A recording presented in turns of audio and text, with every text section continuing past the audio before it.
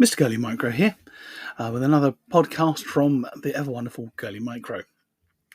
So, as I make myself a gin and tonic and try and make my way through life, I'm thinking about this evening's dinner and what to make, and I'm hoping the abstract will be accepted with only major revisions.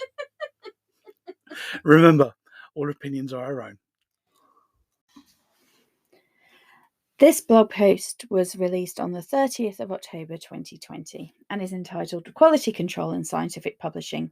What is it actually like to review papers?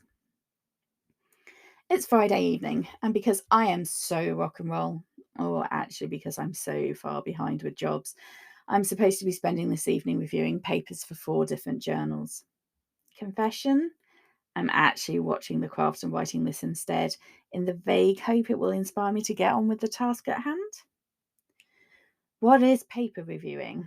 So manuscripts, scientific papers and articles go through a process called peer review as part of the publication process.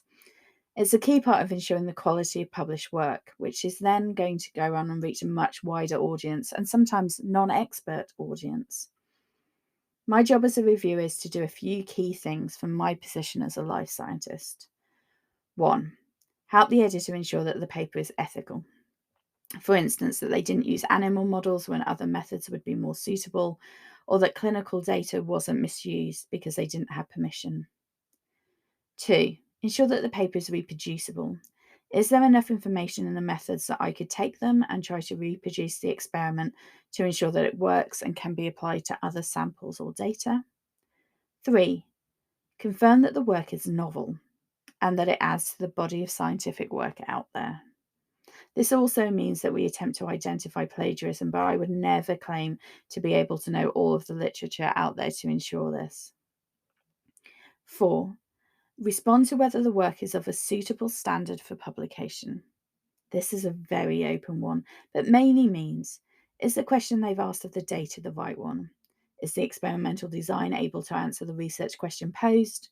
Is the literature and justification presented for interpretation appropriate? Have they correctly reported on the flaws and biases that are inevitably present in any piece of work? So, what is the actual peer review process? Once you've submitted a paper, see my post on writing and publishing scientific papers, or listen to the podcast, your submission will be allocated to the editor. The editor will then select reviewers from usually a combination of the reviewers you've suggested when you submitted and the list of reviewers they have on file. One of the reasons it's so important to choose a journal that matches what you're submitting is that you want to make sure that the reviewers they have on file are actually going to have the knowledge and expertise in your topic area to actually comment. Once the editors pick the reviewers, they will then send out an email invitation to invite those scientists to review. Usually at this point, the invitee can see the abstract and make a decision on whether they have the knowledge and skills to be useful in undertaking the review. I get some truly random invites that I turn down linked to topics I genuinely know nothing about.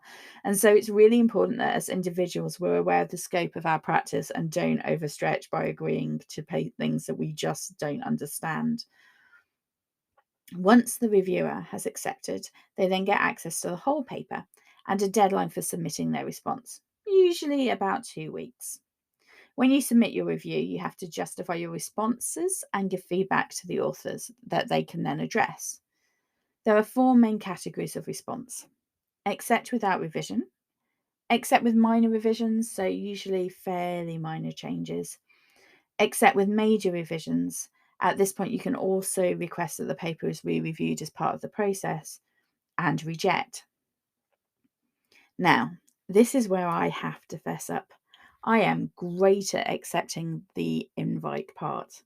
I am not so good at getting the job done within the 2 weeks, mostly because of my other workload. So I am probably one of the reasons that your paper reviews take ages to come back.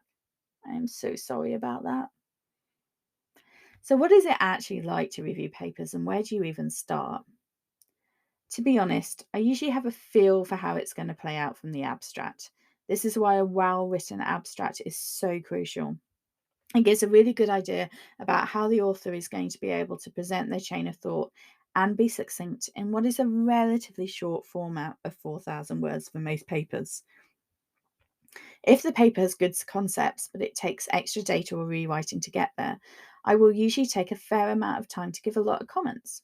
I know this sounds perverse. However, the more comments I give you, if I give you major corrections, the more worthy I think your paper is. It takes time to give feedback, and I don't put energy into something that I don't think has merit. That said, I'm not a natural rejecter. I don't often completely reject papers unless they're clinically unsafe. And this sometimes happens when non clinical researchers make clinical suggestions in terms of antibiotic use or other things that they're not really qualified to do. Two things linked to this. One, if I spend a lot of time giving a heap of comments to try and make the submission better, and it comes back to me without any attempt being made at most of them, I will A, remember, as not that much time will have passed, and B, not be very happy that my time spent trying to make the work better has been simply ignored. 2, lots of people believe we are getting paid or get some kind of benefit from reviewing papers. We don't. We don't even get a discount for submitting to the journals we review for. The benefit you get is learning and reflecting about what makes a good article and therefore how to make your own work better. Right. I'd better get on with reviewing those papers now. But before I go, a few quick top tips. 1. Think carefully about who you suggest as reviewers. 2. Some submission pages have options to list people who you don't want to review as they are competitors within your field. This isn't a big deal in my world, but if you're doing pure research, it's worth considering and considering carefully. 3.